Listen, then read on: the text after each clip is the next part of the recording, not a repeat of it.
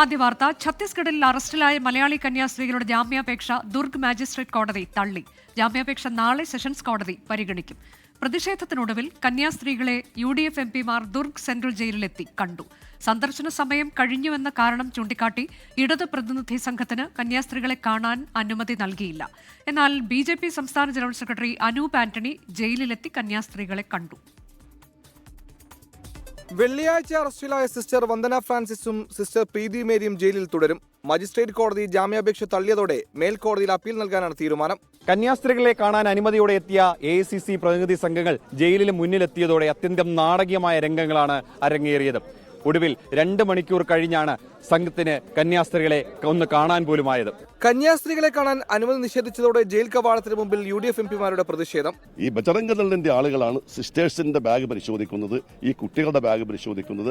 ആ കുട്ടികളുടെ കയ്യിൽ 2000 രൂപ കണ്ടപ്പോൾ ഈ പൈസ നിങ്ങൾക്ക് ഇവർ തന്നതാണെന്ന് ചോദിക്കുന്നു. അവരുടെ കയ്യിൽ ഒരു ബൈബിൾ ഉണ്ടായിരുന്നു, ഇത് നിങ്ങൾ തന്നാണെന്ന് ചോദിക്കുന്നു. അങ്ങനെ അടിസ്ഥാനരഹിതമായ ചില ആക്ഷേപങ്ങളുണ്ട്. ഛത്തീസ്ഗഡ് മുൻ മുഖ്യമന്ത്രി ഭൂപേഷ് ഭാഗൽ അടക്കം ഇടപെട്ടതോടെ കന്യാസ്ത്രീകളെ കാണാൻ 2 മണിയോടെ അനുമതി നൽകി.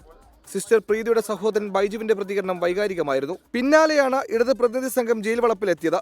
സമയം വൈകിയെന്ന കാരണത്താൽ സന്ദർശനാനുമതി നൽകില്ലെന്ന് ജയിൽ സൂപ്രണ്ട്. പിന്നാലെ വാക്കുതർക്കം. എല്ലാ MPമാരുടെ പേരും ഞാൻ പിന്നെ സംസാരിക്കുക. എല്ലാ MPമാരുടെ പേരും കടുത്തുകൊണ്ട് ഇവിടെ കൊടുത്താണ്.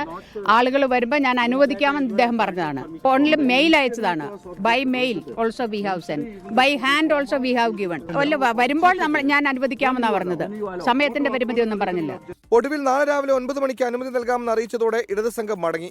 BJP സംസ്ഥാന അധ്യക്ഷൻ രാജീവ് ചന്ദ്രശേഖരന്റെ നിർദ്ദേശപ്രകാരം ഛത്തീസ്ഗഡിലെത്തിയ പാർട്ടി സംസ്ഥാന ജനറൽ സെക്രട്ടറി അനൂപ് ആന്റണി ഛത്തീസ്ഗഡ് മുഖ്യമന്ത്രി വിഷ്ണുദേവ് സായിയുമായും ആഭ്യന്തരമന്ത്രി വിജയ് ശർമ്മയുമായും കൂടിക്കാഴ്ച നടത്തി. ജയിലിലെത്തി കന്യാസ്ത്രീകളെയും അനൂപ് ആന്റണി കണ്ടു. കീഴ്ക്കോടതി ജാമ്യാപേക്ഷ തള്ളിയെങ്കിലും നാളെ പെൺകുട്ടികളെ സെഷൻസ് കോടതിയിലെത്തിച്ച് സത്യാവസ്ഥ പുറത്തു കൊണ്ടുവരുന്നതിലൂടെ കന്യാസ്ത്രീകൾക്ക് പുറത്തിറങ്ങാനാകുമെന്നാണ് പ്രതീക്ഷ. ദുർഗിൽ നിന്നും ജിജീന്ദ്രനൊപ്പം അജീഷ് ജയകുമാർ, 24.